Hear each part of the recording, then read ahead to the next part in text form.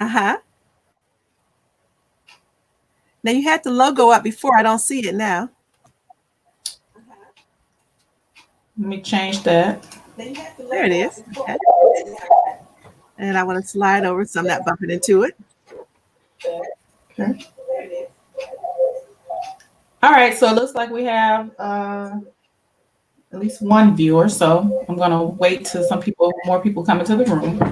Okay. One viewer, so I'm gonna wait till more people come into the room. Let me take this down. Volume. Mm-hmm. All right.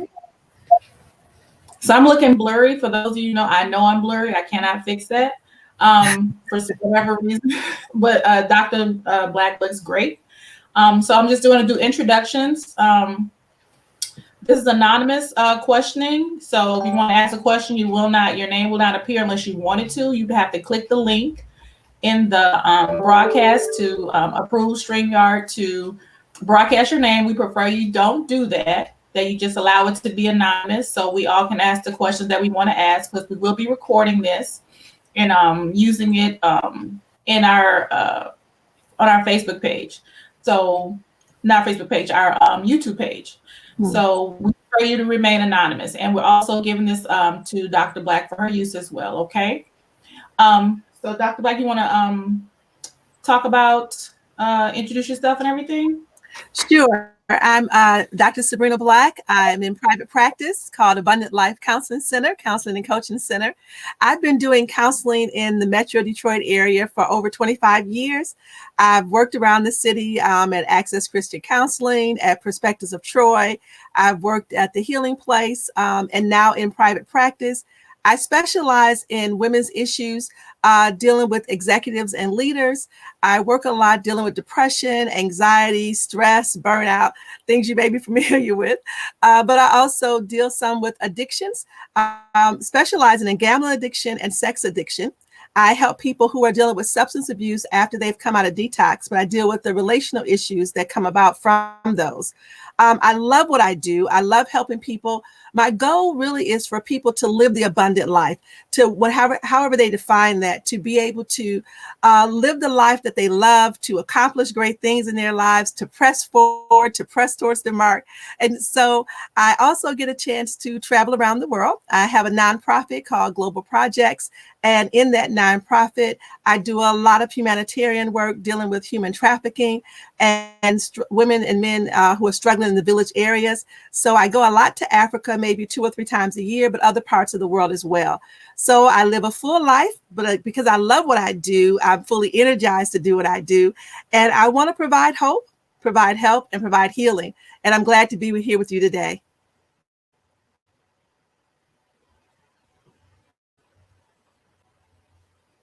So I'm not sure if you want to go ahead and start asking questions or if we're going to wait for a few more people to come in.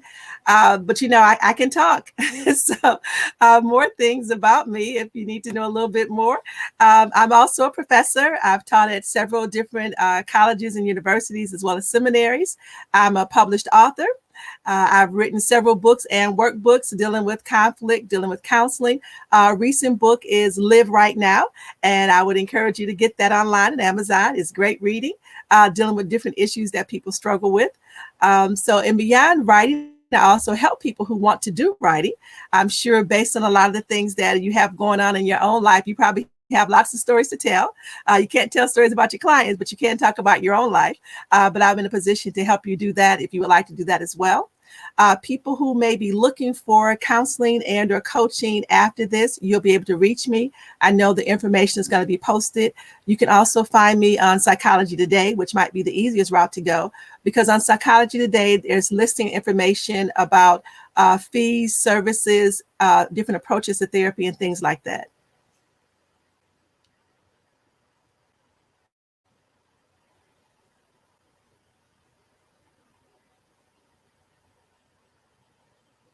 I know that everyone can hear me and everybody can see me. I don't get a chance to see all of you. So I do know that there's going to be an opportunity for you to ask questions and share information. And so if you want to do that, just please put that in the chat and I'll be able to respond to some of your questions or concerns that you might have. As I was thinking about this, and let me say too, thank you so much for having me. I really appreciate being able to share a few words with all of you. I really want to thank Attorney McCoy for the invitation, and Attorney Shadrika for coordinating all of this, and all of you for attending. Those of you who are here live, and those of you who will get a chance to view this in the future. Just want to say thank you so much. It's always a privilege when people invite you to participate and to enter their world. When I think about what it must be like to be a lawyer, to be a judge, to be in that type of legal profession and helping, I realize that pretty much by definition, you've chosen a profession where you deal with people who are upset, people who are demanding, people who involve you having to care for them because they're dealing with troubles or dysfunctions, people who've been traumatized, injured, abused in some way. And so you're walking into a profession where people need you, but don't always appreciate you. And that alone can be taxing.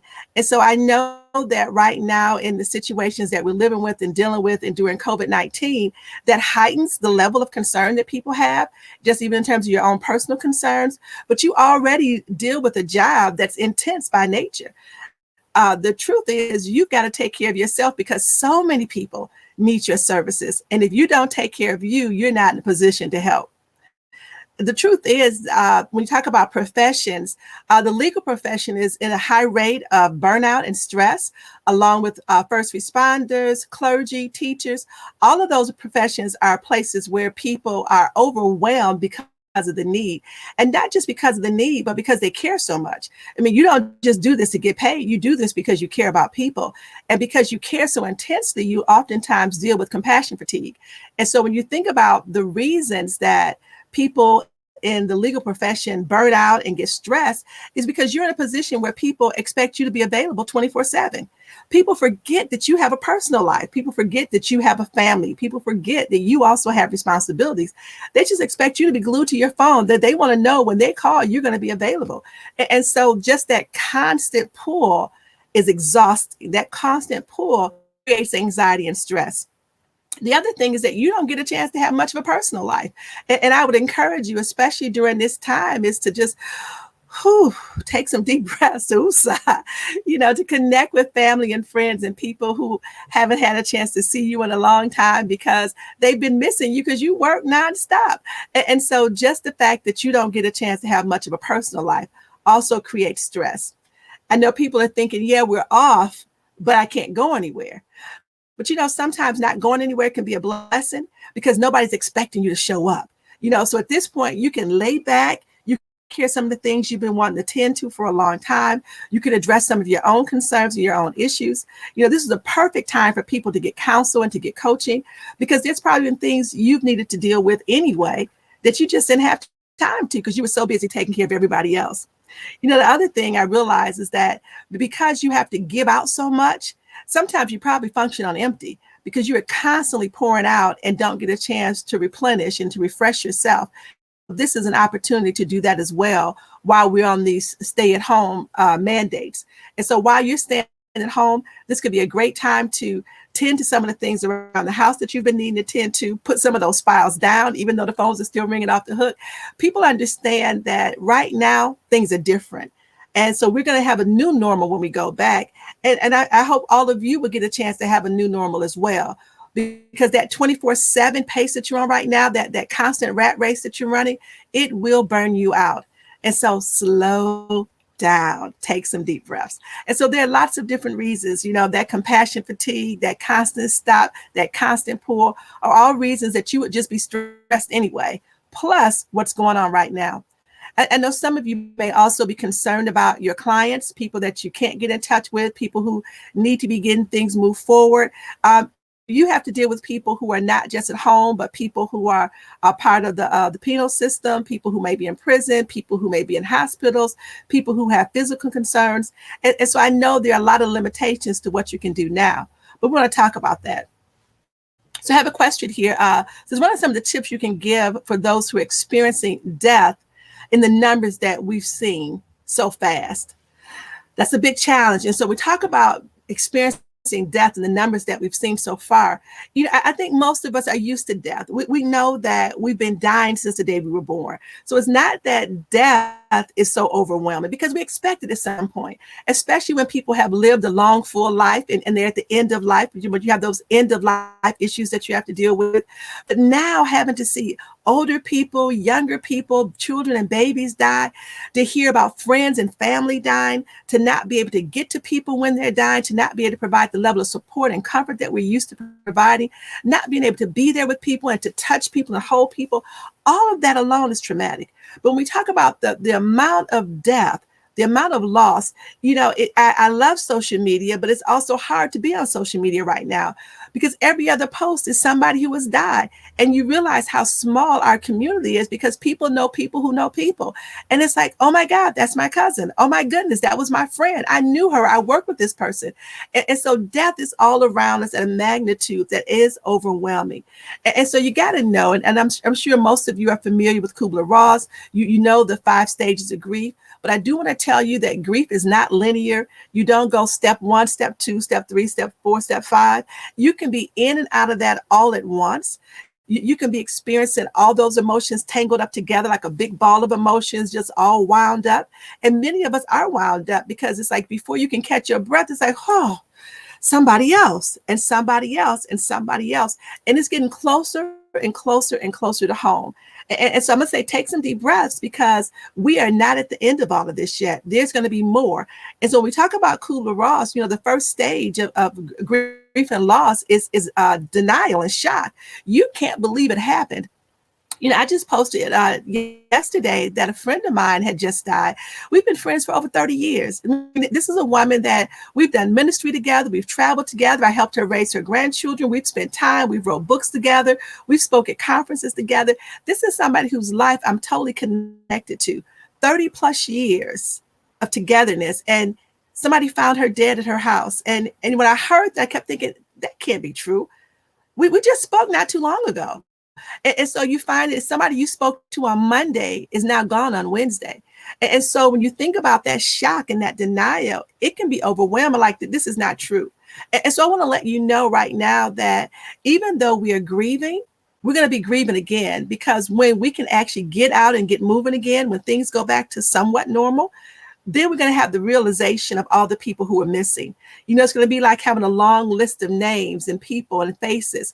I was telling somebody the other day, it made me think about the movie The Hunger Games. And I don't know how many of your movie buffs, but I remember in the movie, they had these scenes where when somebody would die, they'd have a picture of them up in the sky. And you look up and go, so-and-so's gone now. And that's kind of how we are. And so, you get all this grief and loss. So you got the shock and denial. You have depression, so you go through all these different stages. And so again, I won't walk you through all the stages because I know you know it, but just realize it's going to be happening on and on and on. And so you want to brace yourself for it. Somebody's asking another question, says, what would you say to an attorney who is terrified of re-entering the courtroom for the fear of contracting this virus? Contracting the virus is getting ready to be a reality. And I want to say, don't worry about it. Don't be afraid of it, but do be afraid and do be concerned and do prepare yourself. And so what can you do? Definitely, you're going to need to wash your hands on a regular basis. So again, these are things that we've learned before. You're going to have to wear a mask. I was telling somebody the other day, I like to be color coordinated. And so I got masks that match my outfits. And so, I'm going to do what I got to do, but I will be wearing a mask every time I leave. If you can avoid going to a courtroom, try to avoid going to a courtroom, because the more you go in public places, the more people you're going to be exposed to. And the more people you're exposed to, the more likely you are to contract it. The reality is they're saying that when people are asymptomatic is when they're most contagious.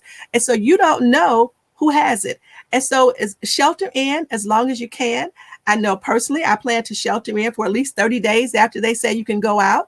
Some of us won't have that luxury. Just like now, people who are on the front line have to go, and they have to be right next to people who have the virus. But they are working on vaccines, and hopefully things will be in place so that by the time you have to be back in the courtroom, it'll be a little bit safer. But I would say definitely practice social distancing as much as possible. And I think other people are going to be doing the same. And so you won't seem standoffish, or you won't seem like you're not caring about people. People want to live. and it's because people want to live, they're going to be taking whatever precautions they need to. And so if you have some apprehensions about going back, don't beat yourself up about that. Don't feel guilty about that. That is a natural response to the realities of what we're living with now. People are concerned. That's real talk. Other questions?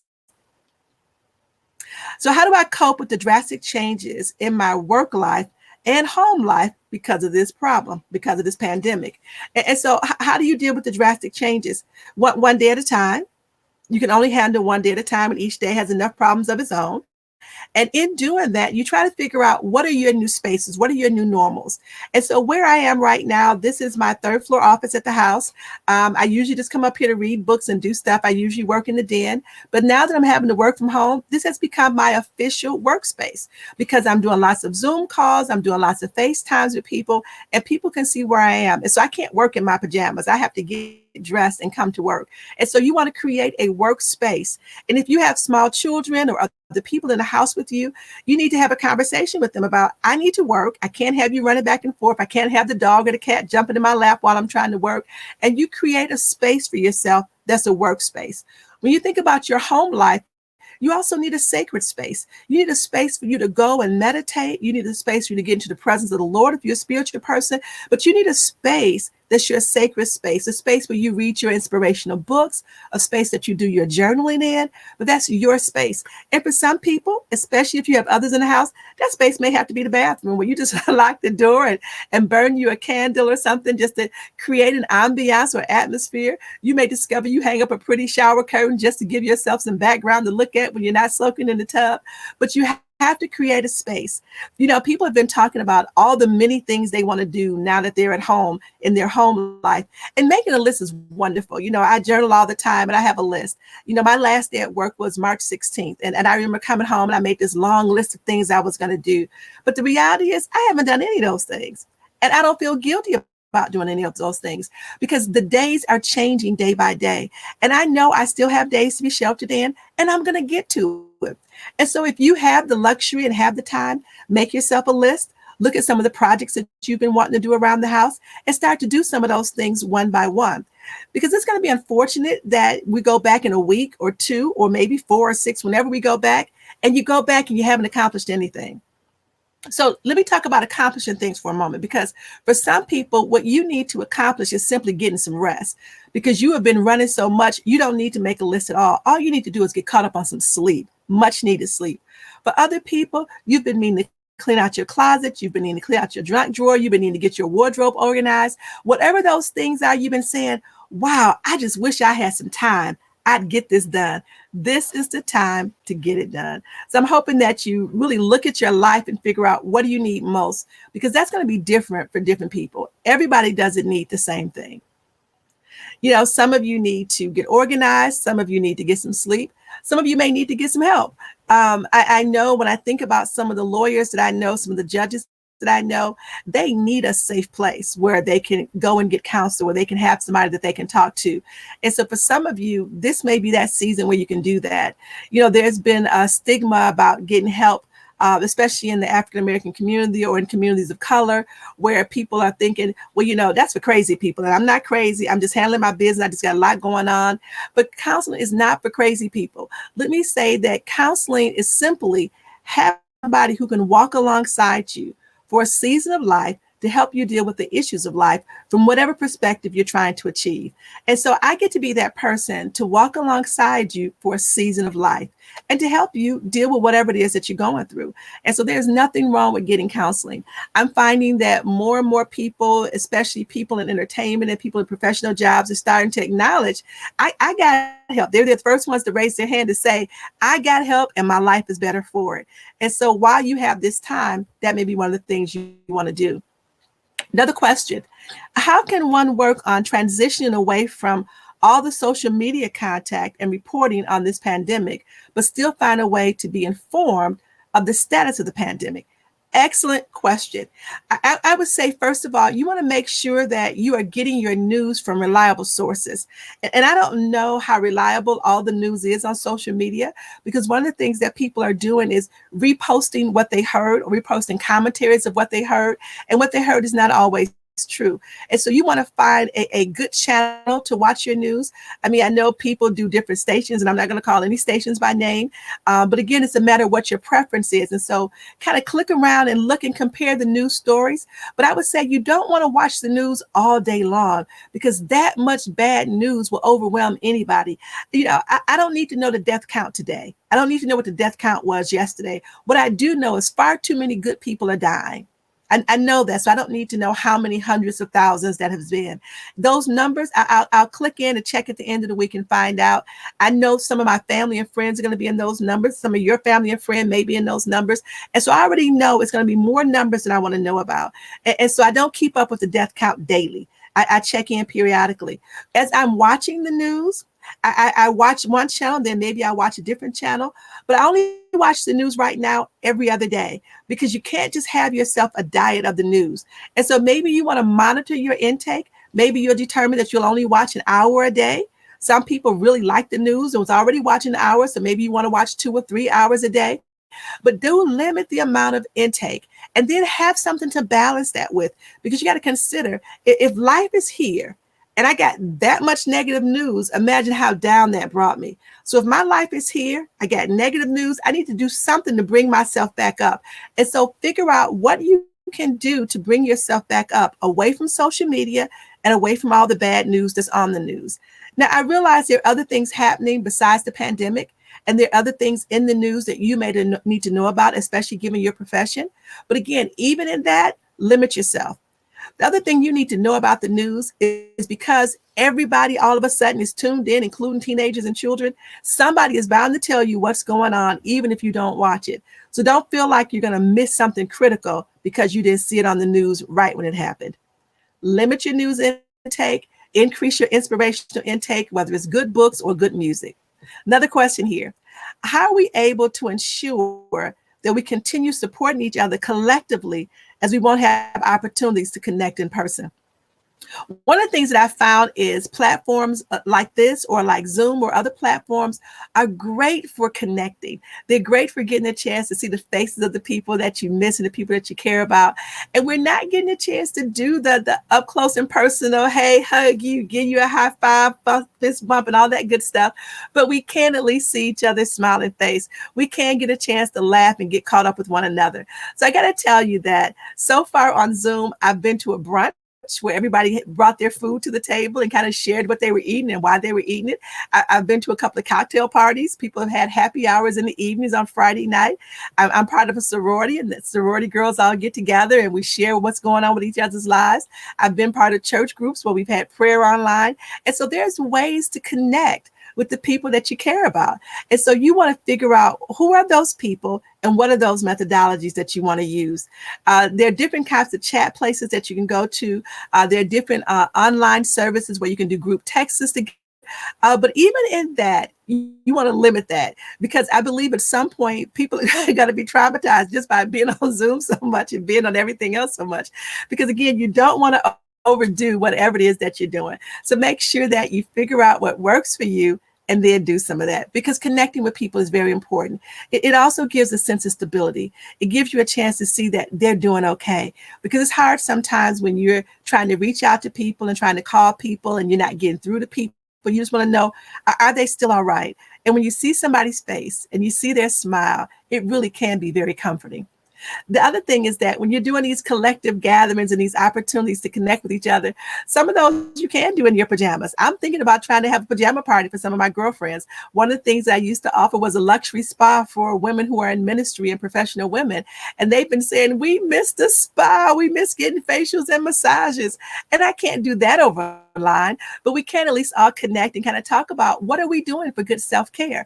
And that's something that you might want to do. Find a group of like-minded women and spend some time talking about what are you doing to help yourself. So some of the things I'm personally doing is I'm doing some home facials. I'm looking up new recipes online. You don't have to do all the ones you buy in the store.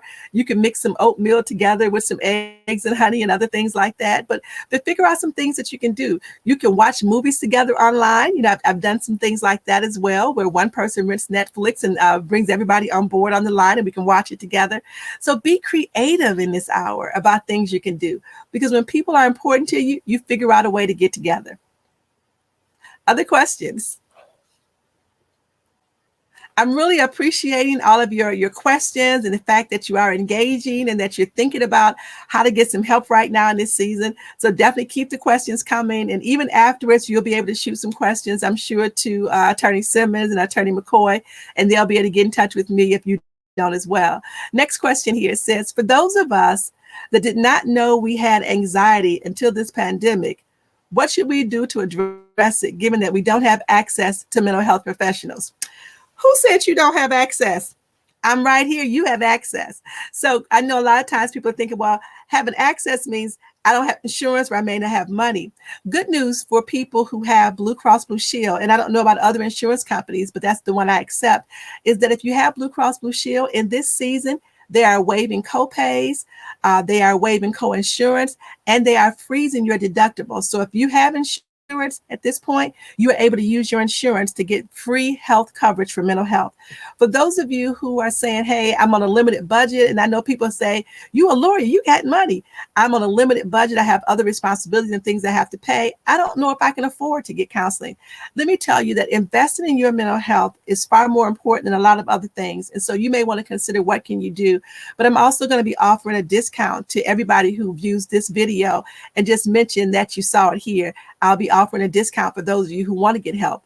But the question about anxiety, a lot of people did not have anxiety before the pandemic. And so there's some people who already had pre-existing conditions that were mental health concerns. People were already dealing with anxiety, dealing with depression, some people dealing with bipolar disorder, some people dealing with addictions and various things. And so some of that was already in place. But for people now, with the heightened concern, the heightened fear, the heightened anxiety, some people are now anxious in ways that they've never been before. So part of how you can tell you're dealing with anxiety is that if you're jittery, if you're fearful, if you have ruminating thoughts about pending doom, if you're concerned about what if, what might, if you can't stop thinking about those things, if you find that you're just exhausted all the time and you don't know why, you have to know that all of this is an emotional drain. And so you may be anxious, you may also be depressed, and maybe you didn't have this going on before the pandemic. But some of you, because you were so busy and moving so fast and doing so much, it may have been there and you just didn't have time to deal with it or do anything about it. So one of the things I can offer just quickly even is just to do some basic breathing exercises. One of the exercises that I recommend that's easy to do is a basic 4-7-8, and you do it in 8 counts. And so for that, you inhale 4, you hold 7, you exhale 8. So sit up in your chair real straight, put your feet on the floor, your hands someplace flat, and let's do that together now. So inhale 4. Inhale through your nose, and you're going to exhale through your mouth. You ready? Hold 7. Exhale 8. Again, inhale 4. Hold 7. Exhale 8. Again, inhale 4. Hold 7. Exhale 8. When you find that you are anxious and you can feel your heart beating or palpitating, or you just feel jittery or anxious about things, or you're hypervigilant, you're looking over your shoulders a lot, wondering what's going on, that 4-7-8 breathing count will really help you to slow down your heart rate. It will help you focus. It will also shift your focus from whatever the things are that you're anxious about. And so that's something that you can just do throughout the day whenever you're feeling anxious or you're feeling overwhelmed about things that are going on. Next question says, if a person has never seen a therapist before, how does the process usually, and how does one determine whether they need more than talk therapy? For example, do they need medication? In this hour, a lot of people are thinking, I need some medication. And let me say, if you are on medication, please maintain your medication. This is not the time to decide to try to wean yourself out. Take your meds. You need your meds, and the people around you need you to take your meds. But everybody does not need to be on medication. So do know that if you desire to come see me, I don't prescribe medication, but if you need medication, I would then refer you to your family physician and or to someone who will prescribe that for you, because there's a lot of things that we can do before you get to medication. So how does the process work? The process works by simply doing some research, and some of you may want to see me or you may want to see someone else, but you want to kind of just go online and look up, what do people do? What are people's backgrounds? What are their experience? What is their exposure? How long have they been in practice? You want to find out what some of their specialties are. Sometimes when you see a person's picture, you can look at their photo and say, you know what? I like that look. I think that's somebody I can connect with. Sometimes it's the person that you talk to. You may hear something in their voice and say, you know what? That's a voice that would be soothing for me. That's the person I believe would be able to help me. Sometimes you're looking for somebody who's direct and somebody who's going to be on you and who's going to hold you accountable and keep you focused and keep you moving. And so there may be something the person says that helps you realize that's exactly what I need. But you have to do some research. You have to kind of get a sense of, what am I looking for? What do I need? Who's the person that I get the right vibes from, that I get the right sense of? They will understand me. They will connect with me. This is a person who will understand what it's like to be professional, somebody who understands what it's like to be a woman in business, somebody who understands what it's like to be a spiritual person. So whatever it is that your needs are, that's what you want to look for. Will this person be able to meet the need? Then the other thing you need to know about therapy is that therapy does not have to last all of your lifetime.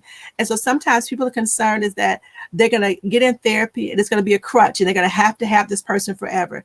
No, you don't. So when you look at the different approaches that people use, sometimes people use narrative therapy. They can use solution-focused therapy.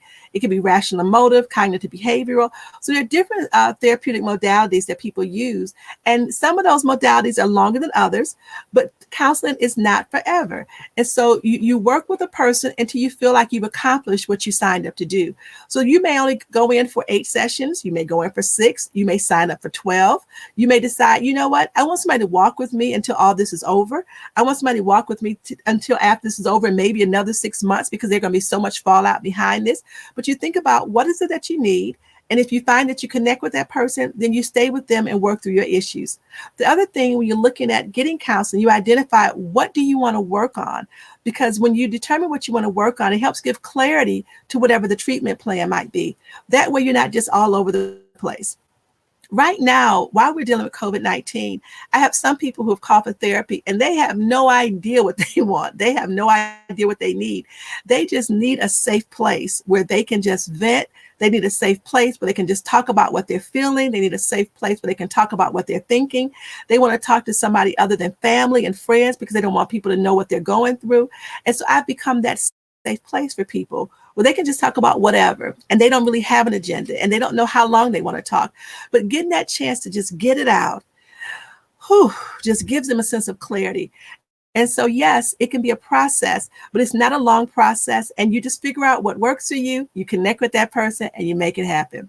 Another question here says, how do we manage our interactions with our colleagues who support views and political representatives that are detrimental to my existence? That's loaded. I'm not going there. So how do you deal with that? You got to know people are different. People have different views. They have different perspectives, different paradigms, and you let folks be who they are. I've long stopped trying to change grown folks. I mean, if you don't want to change, I can't do nothing about that. But if you want help, I can help you. And a lot of times when people represent other people of political views that don't support you, don't support your good health, don't support what you stand for, and that you even feel are detrimental to your very existence, then you may have to distance yourself. There are some people that are friends. There's some people that are colleagues. There's some people that are associates. You have to figure out what box to put those people in, and you limit your exposure to those people. So there may be people in your world or in your circle right now that you spend a whole lot of time with that you discover this is not healthy. I can't support this. And you back up from those people. You enter in to do what you have to do, but you don't linger there. But there are other people who really do understand where you're coming from. And those are the people that you spend more time with. You have to figure out what is healthy for you. And so even when you're thinking about watching the news, different news stations promote different political views. And so you have to find a station that promotes what is going to be good for your health, not detrimental to your health. Oh, thank you. Somebody says, bless you, Sister Black. Do you offer family counseling? Oh, thank you so much. I appreciate that. And bless you too. Yes, I do offer family counseling. So I offer individual counseling. I offer counseling for couples as well as for families. And one of the things I'm able to do for families is also do family assessments in terms of personality styles. Because one of the things I'm discovering right now is that people are having to be at home with people they don't even know that well. You know, you may have been married for 5, 10, 15 years, but because you go to work and they go to work and the children go to school, you have not had to spend this amount of intense time with people. And you're discovering, I'm not even sure I like you, let alone love you. And it's hard to be with you. I didn't realize you had those little idiosyncrasies. And so coming together as a family group can be a wonderful thing to do in counseling. And when you do that, we can assess what each person's personality is and how to best get along with the personalities in your home. And so, yes, I do family counseling. I also work with couples, and you don't have to be a couple in conflict or a couple dealing with communication problems or issues like that. But it could be that you just want to work on your marriage. You want to work on enhancing your marriage. You want to discover a plan for yourself and for your household. And so, yes, individual counseling, couples counseling, and family counseling. When I work with teens and children, I usually don't do children under 8 years old and sometimes 10 years old, because I want them to be able to cognitively process the things that we're talking about. So when I'm working with children, children have to be part of a family group.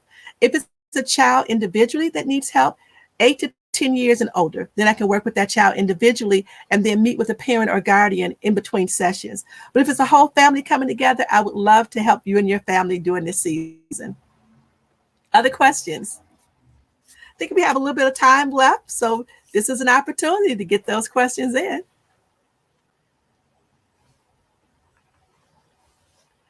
You know, as we talk about good self-care, let me share these things too while we're waiting on the additional questions to come in. So some things you can do for good self-care while you are at home and in between handling all of your paperwork and all the phone calls that you're still getting right now is to just take care of you. So make sure that you're getting the proper amount of rest.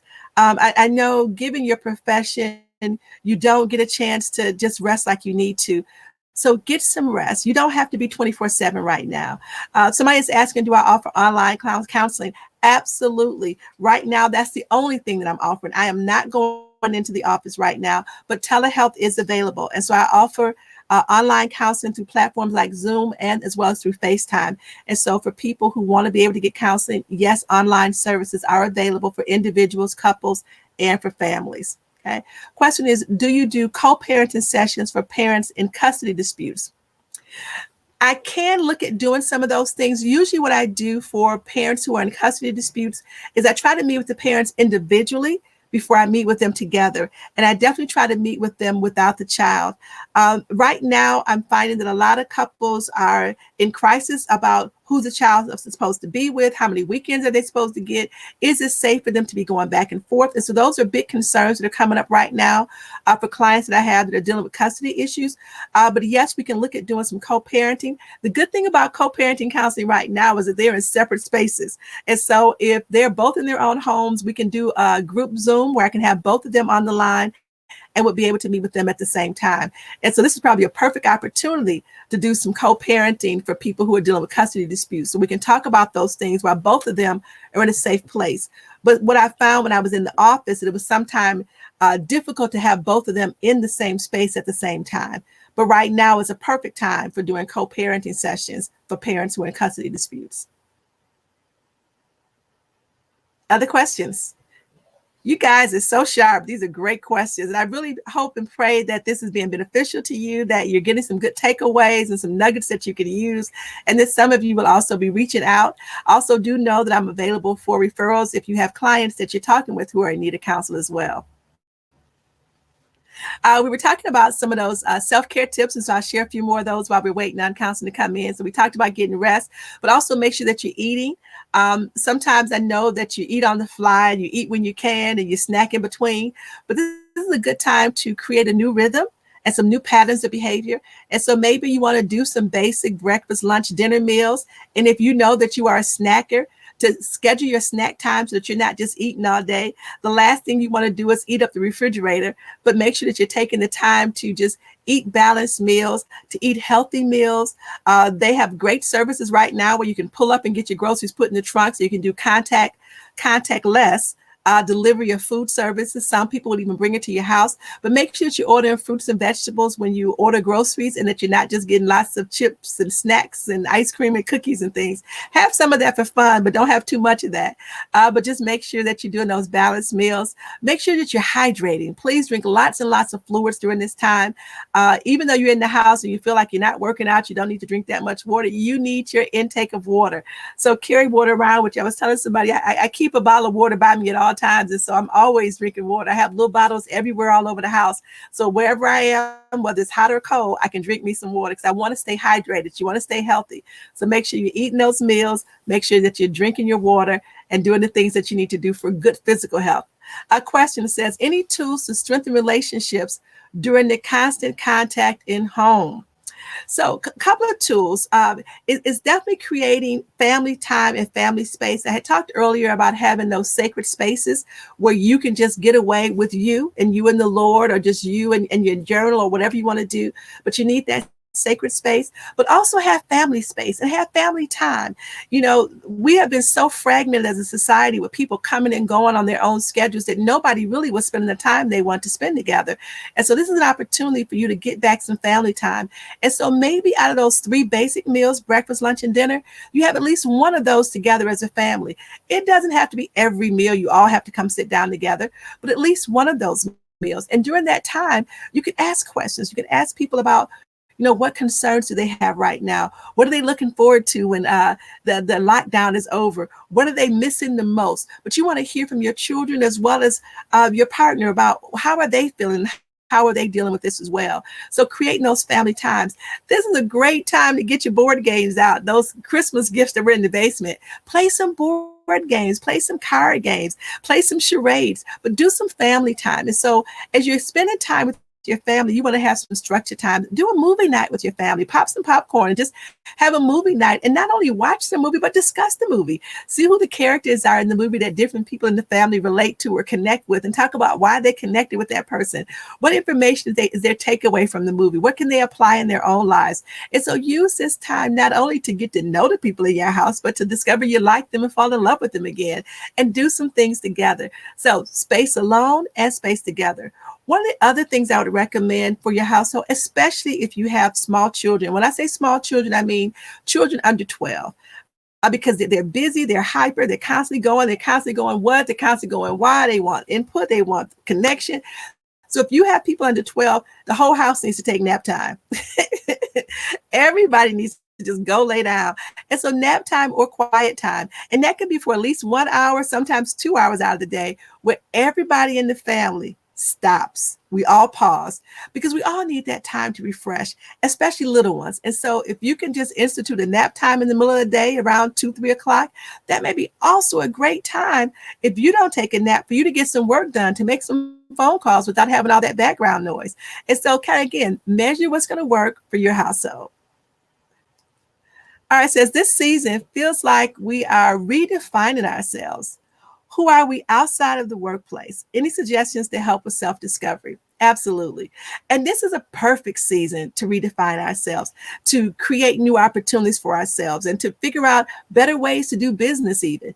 One of the things that I've discovered is that I was already doing some phone calls with clients. I was already doing a little bit of FaceTime with clients and a Zoom here and there. Oh, but I will be doing so much more Zoom when things go back. I'm probably going to do maybe only 1 or 2 days in the office. That's going to also reduce overhead in terms of expenditures for the business. And so as you are redefining yourself, one of the things I would encourage you to do is think purpose and think passion. What is it that you're passionate about? What is it that you really love to do? If nobody paid you, if money wasn't an issue and if time wasn't an issue, what would you want to be doing with yourself? One of the things I realized is that I absolutely love world travel, and I absolutely love helping the people. I love speaking. I love doing platforms like this. And so if money wasn't an issue and time wasn't an issue, I spent all my time counseling people, working with women, speaking at conferences, and traveling the world. So you want to think about that. What are you passionate about? And what is your purpose? Why do you even believe you're here on earth? What is your calling? What is your destiny? And you want to maybe take some notes about that and just maybe doodle, draw some pictures, jot down some things, make some lists. Go back to childhood. Think about when you were little, when you were 7 years old. Do you remember that? When you were 12, what did you want to be when you were 12 years old? When you were 16 and you kept thinking, I can't wait to be done with school, before you realized you were going to go back to school and go back to school and go back to school. What did you want to do with yourself? And so try to get back in touch with that inner child, with that person on the inside who had all these hopes and dreams and aspirations long before everybody else started telling you what you should do and what you were good at and how much money you can make. But think about redefining yourself. I know most of you really love your job, and we thank God for you because of the value you add for other people, the help that you provide for other people. And so some of you are thinking, this is all I would ever want to do. But even in doing this, how do you redefine this? How do you want to relook at what you're doing? What are the clients that you really want to work with? What population do you find you work best with? What types of cases do you find that you really want to take? Even as you're redefining yourself, some of you may discover other things that you're also good at. And so redefining yourself is not just about what you do, but it's about who you are. And so I would encourage you to become the woman that you were destined to be, not just all the good things that you can do, because many of you are probably multi-gifted and multi-talented. Some of you probably sing, probably write, you can probably do cooking or sewing. So you may want to tap into some of those other great things about yourself and start doing some of those things, especially while you have this time off right now.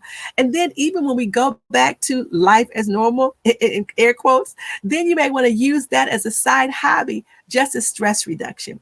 One of the things that I found that I've been doing for stress reduction is just doing puzzles in the evening.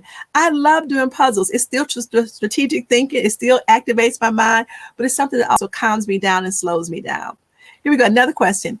Any tips for those of us that represent children who know they are not safe in places due to this pandemic, or how to stop constantly thinking about them? That's challenging. Yeah, very, very challenging. Not only the children, but also women who are in places that are not safe. I deal a lot with domestic violence cases, and my heart goes out to them right now. And it's hard to not think about them and to realize that they are not in a safe place, and some of them may die, and not from COVID. And so I would just say, if you're able, check in and just see how people are doing. Sometimes just hearing a supportive voice may be an encouragement to them, just to keep them going. One of the things that I've encouraged people to do is that if things are really dangerous and if they feel life threatened, to find a place that they can go to and stay during the time of COVID. I mean, most of you, and I'm sure all of you probably even know that domestic violence is not just about anger. So it's not that somebody is just mad, but it's about control issues. And people who are perpetrators, or those who act out in that way, are out of control right now, not simply because they can't control themselves, but because they can't control the world. They can't control their schedule. They can't control where they're going. They can't control what they get to do from day to day. And that sense of being out of control creates anxiety for them and tension for them and stress for them. And you see me balling at my fist. And the more and more they feel like they are out of control, the more they want to lash out at something or somebody. And so a lot of the people that we work with, or some of the people that we work with, are not in safe places.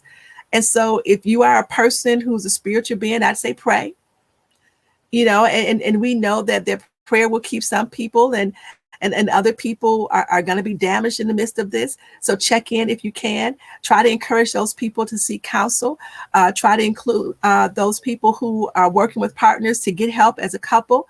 But whatever you can do to recommend support for them. And I would say even recommended activities for them to do, just to keep them busy and to keep them occupied. Because if you can keep them occupied and not thinking about how much they are not in control of the world, even though they never were, but how much they are not in control, maybe it would help them get through this season without too much damage. But that is a very big concern. And so I'm just encouraged to know that your heart goes out to them, and mine does too. Other questions? I know our time is winding down almost. I'm going to hate to see this end, but again, I'm hoping it's helpful for you. A few more minutes here. Okay, so back to self-care. So talking about, the rest that you need to get, the meals that you need to get, the hydrating, doing some exercise, there are lots of free classes online that you can take if you're into yoga, if you're into Zumba, if you're into salsa, whatever you're into, there's free classes online. I would encourage you to even just take some free classes just to enhance your skills, do some fun things. But there are other things that you can do. The internet is a wonderful place. I mean, if you use it the right way. I mean, technology can be our friend. And so this is a great time to do some of those things, to get in touch with people, to connect, and to live life the best we can.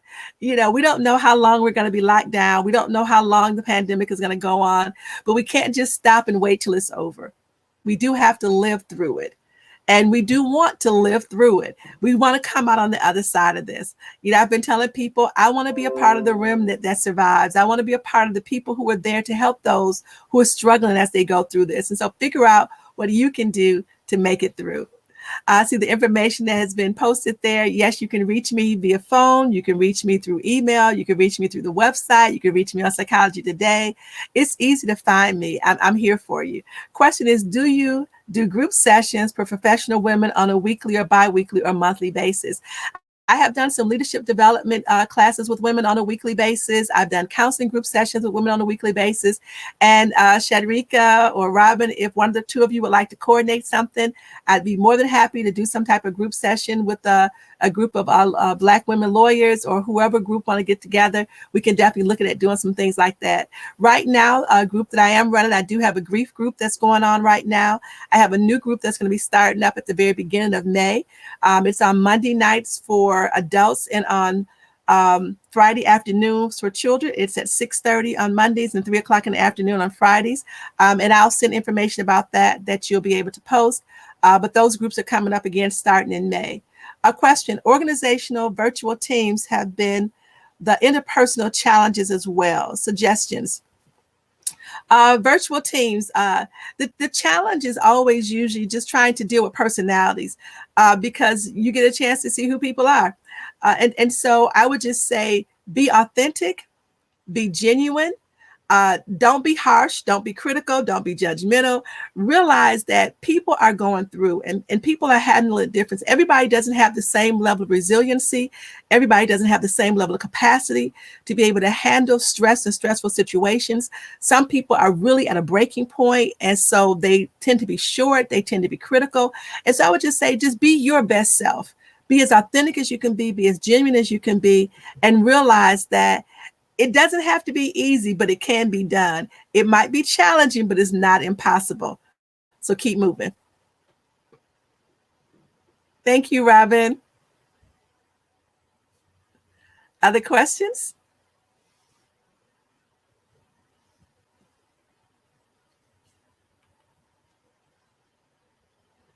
Let me tell you, it's not selfish to get help. Yeah, I think about how long people need to see a lawyer before they finally call a lawyer. It's the same thing with counseling. People need to get counseling long before they get counseling. So it is not selfish for you to want to take care of yourself. It is not bad for you to want to do something for you. And this is the season to do something for you. So make sure you're utilizing the different tools that we talked about. You can actually do some stretches while you're at home. You can do exercise while you're at home. Dance by yourself alone. Get you some cool music. I've been doing a lot of old Motown sounds, a lot of jazz, and discovering old artists that I like that I haven't had a chance to sit around and listen to. I usually have something playing in the background on the other computer. And so just do what feels good for you. Be gentle with yourself in this season. Be gentle with yourself. You're the only one of you have, and the world needs you. Your client needs you. Your family needs you. We want you here when this is all over. So take good care of you.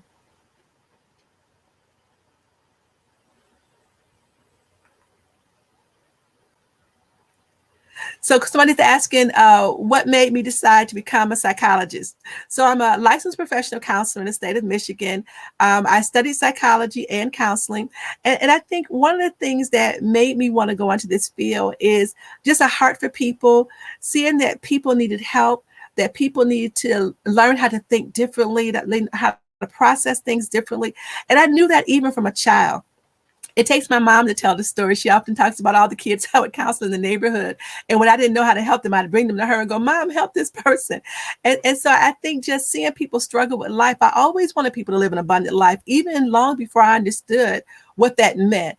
I just didn't think that life had to be that hard, that you could make different choices. And even if you were in a bad situation or circumstance, you could learn to think about your situation differently.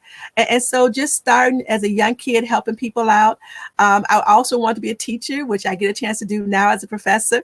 I teach counseling, psychology, group dynamics. I teach missions.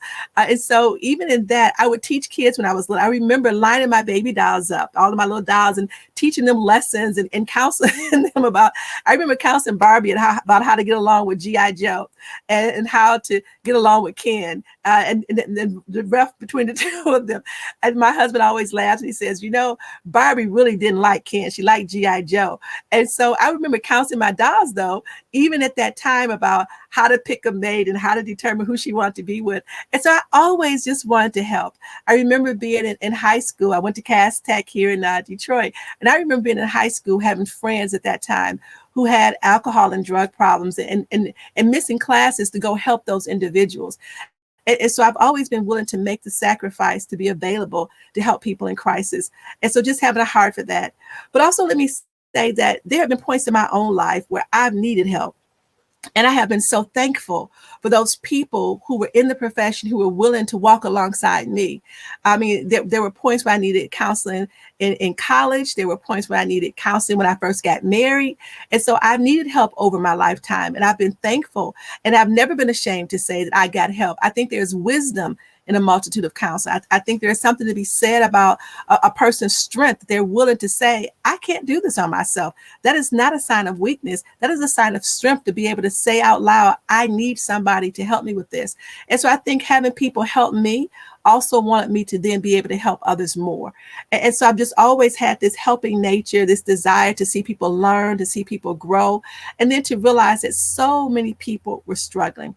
That's part of what made me want to go into this profession. And again, I'm glad that I get a chance to do what I love and get paid to do what I love and know that people's lives are being changed. And so when I can see transformation taking place in people's lives, I know that I've done my job. I know that I've been available. And I am that counselor who will cry with you, who will walk with you, but who will also get you moving. And so I know people need different things. And so there are times when people come in and they don't need you to say anything. They just need to talk and get it out. And I'm going to listen. But you do need to know that I'm not the counselor that's just going to go, I'm going to give you some input. I'm going to give you some feedback. I'm going to ask you some questions. I'm going to help you think about what you're saying. I want you to think about your thinking. I want you to hear yourself. I want you to think about where you're going, not just where you've been. I know your past impacts your present and your future, but you don't have to be stuck in the past. And so I want to help you figure out what it is you're doing today that's going to get you to where you say you want to be, because I'm all about that forward movement, about helping you to become better and to live that abundant life. So do reach out, do get in touch with me at drsabrinablack.com. Look me up on Psychology Today. Give me a call at the office or on my cell. The numbers have been posted, but we look to hear from you soon. Take care.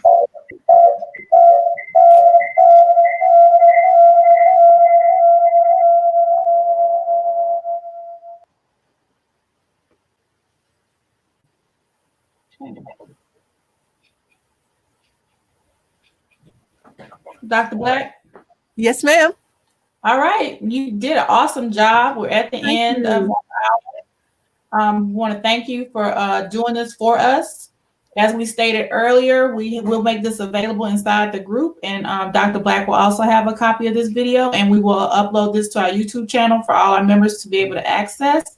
And we hope you gain something from this mental health check-in during this pandemic. We're Black Women Lawyers Association of Michigan. We're just looking out for you.